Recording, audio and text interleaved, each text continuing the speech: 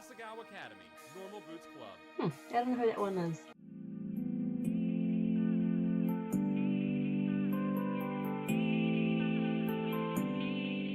I looked up.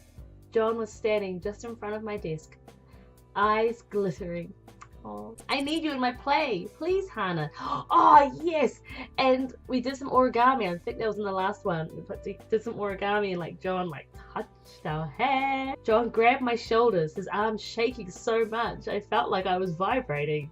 The drama club, our play this year. We're doing Romeo and Juliet. I've been thinking about it for so long. I couldn't just have anyone, and I wasn't finding someone who fit my particular needs.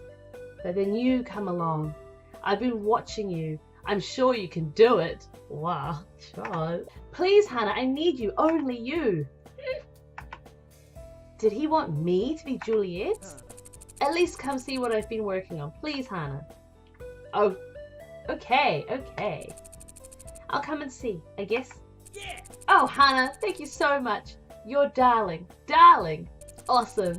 This will be great. Meet me after school in the theatre. I've got everything prepared for you. Yeah, great. Well, now that that's settled, come on, Hana, let's go to lunch. He hustled out of the room with a bird-like grace. I stared after him. It was like a whirlwind just left. He honestly reminded me a lot of Mai. Ooh, interesting. Hey. You coming, Hana?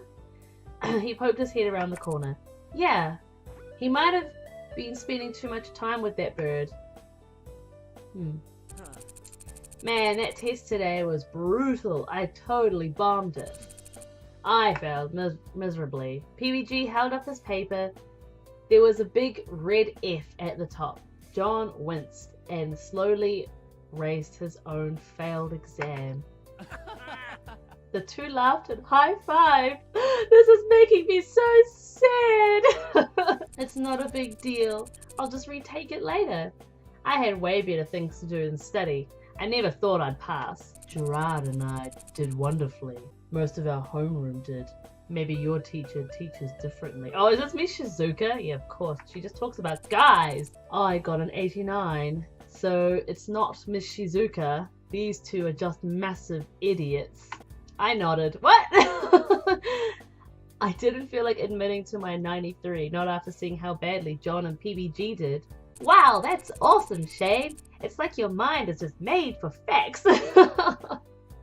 You totally deserve it. Did you get your 97 raised, Gerard? That's not like you at all, Gerard. Gerard laughed sheepishly. Yeah, I got my 100. To be fair, I would have gotten 100 like normal, but one of the questions could be answered in two ways. I told the teacher and he changed my score accordingly. I think you got a couple of points too, Sat. You had to have that 100, didn't you? I get to take a lot of crap from you guys. That's more than enough to make it worth it. I smiled alongside him, still feeling somewhat out of my element. Shane's comments hung over my head even now, but I didn't think there was much I could do. Before class, I quickly filled my in on John's proposition.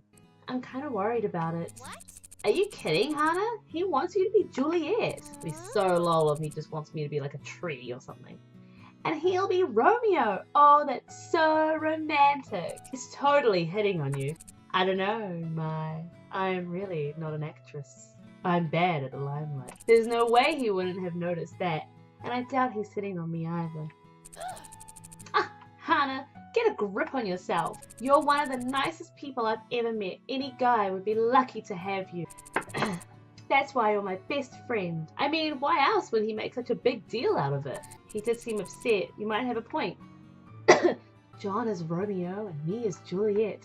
Oh, it was corny but kind of cute. Visions of myself and John in period clothes sweeping across a stage floated through my mind. Spotlights glistening in his hair. He leaned in towards me. Ah! En garde! I was like, I've never seen that written. No! Ah! Romeo, my love! Juliet, this isn't how the story was supposed to go. Romeo! Ah! Whoa, what's wrong? Nothing. Sorry, is class over? Yeah, you're going to the theatre, right? After that daydream, it was hardly like I had a choice. I'll see you back at the dorms. Okay, bye. All those posters for the fashion show. Ooh, I wonder when that fashion show will be. The door opened into a gorgeous room with bright red seats. John was down on the stage, his arms flung to the ceiling. Doth thou protestation? What? Doth thou protestations? Oh, where? Protestations relinquish mind famine? Nay. Nay. Nay! Jacques, you've got to have a little more intensity. Don't you want to be famous? Nay. Why, you little... Excuse me. Hana! Hana! His voice shot up several octaves. Come in, come in, come in. He leapt up the stairs, grabbed me by my hand and pulled me into the room. I wasn't sure you were going to come. Thank you so much. You were really the only person I could trust to do this. Oh, it's going to be a lead up to like something really anticlimactic, I bet. About that, John, I don't know about this. I'm really not an actress. There's no way I could be Juliet. Huh? Oh, I knew it! Awkward! This is so awkward. He stopped pulling me. Who said anything about Juliet? Didn't you? No. No. That wasn't the part you wanted to talk to me about? Oh, no, of course not. You're right. You're not suited... Oh! You're not suited to Juliet at all. Ouch. He ran backstage, returning with a large inflatable bag. Actually, I wanted you to be... Drum roll, please, Jacques. Da, da, da, da, da, da, da, da. He tossed the bag on the stage. The crumpled plastic unraveled, revealing a tree! Oh my god, should I say that? Did I call that? It would be a tree! Well, I was thinking anyway. A tree. You're perfect for the part. You're so shy and quiet, and you have an impressive ability to stand still for long periods of time. Smooth.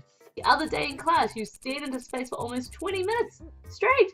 It didn't move a muscle. Oh, of course. Why would he want me to play a lead role? It was obvious I wasn't cut out for that kind of thing. Wanting to play the Romeo to my Juliet? How ludicrous. Yes, it is, isn't it? What's wrong? Of course I wouldn't be able to play Juliet. No one would think I could do that. Well, it's not that you can't. But John wasn't trying to be mean, he just didn't seem to get that it was insulting. Oh my goodness, come on. I'll think about it, okay? But I think I'm gonna go for now.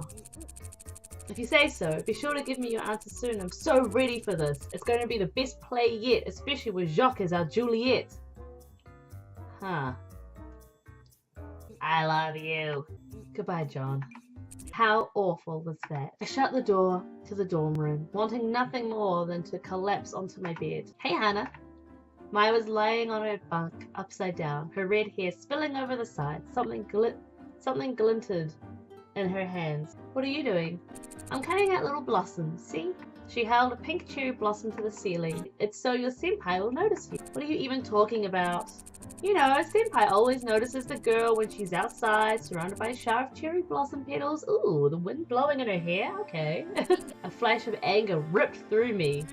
Why don't you just save them for yourself? Jared will never notice you without them.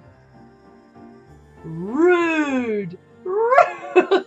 I turned on my heel and stalked out of the dorm room. It was because of stuff like that I thought John was trying to... No, it was stupid of me to imagine it could happen in the first place. I stepped out to the front of Poppy Hall, the crisp evening air wafting against my face and cooling my skin. A faint tinge of smoke threaded its way into my hair, reminding me of days spent cooking with my father. How stupid. I headed for the field, my stomach sinking with every step. I shouldn't have snapped at Mai. None of this was her fault, and she was being so nice to me. Oh, sorry, Cassie. And she was being so nice to me, and I said that awful thing to her. She was never going to want to be my friend again. I stopped at a tree and leaned against it.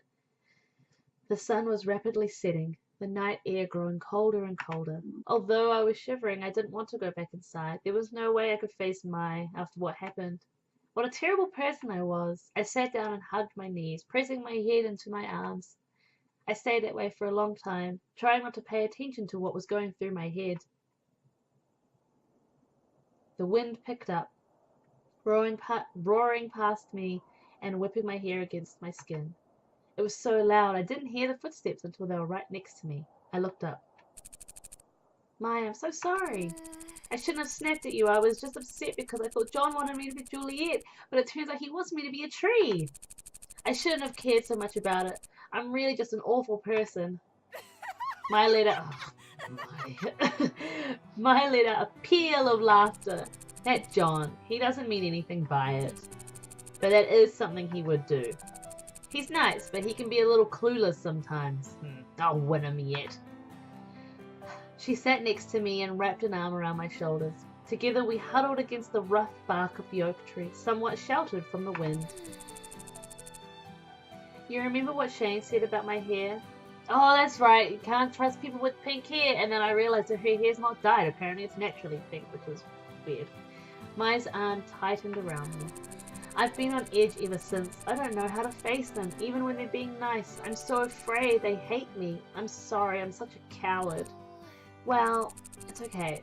We're all cowards sometimes. Maybe we should just approach our problems directly instead of coming at them from their side with flowers and friendship. What does that mean? You want to join the Normal Boots Club, don't you? Yes. Well, I want to date Jared. Neither of these things will happen if we keep avoiding the stuff that makes us nervous. Yeah. If we want something, we should go get it. We shouldn't look. Because we're used to waiting for things to happen to us, doesn't mean that they're always going to if we're just patient enough. This right here, so relevant right now. What is this? It's crazy. Hana, if you want to join the Normal Boots Club, you have to keep moving forward, strongly without fear, without looking back, right? Yeah. And the same goes for you, Mai. If you want to date Jared. Yeah, it does. I rested my head on Mai's shoulder, thankful that she was taller than my paltry 5'2". I'm about 5'2", well 5'3". She lay her head on top of my own. Yeah. I think I'm going to try harder. Nothing good came from me avoiding my problems and being a coward. I can't keep running away or else eventually I'm going to run out of places to go and then I'll break. If I really want to make a new life for Asagao, I have to try. I'm going to be my best self and be myself, and I'm going to actually try. Who knows? Maybe Shane will warm up to me eventually. Mai pulled me close into a hug. Yeah! That's the spirit. Now, what do you say we get inside? It's freezing! Yes, let's. And thank you, Mai. Mai smiled at me. No, thank you. Let's go.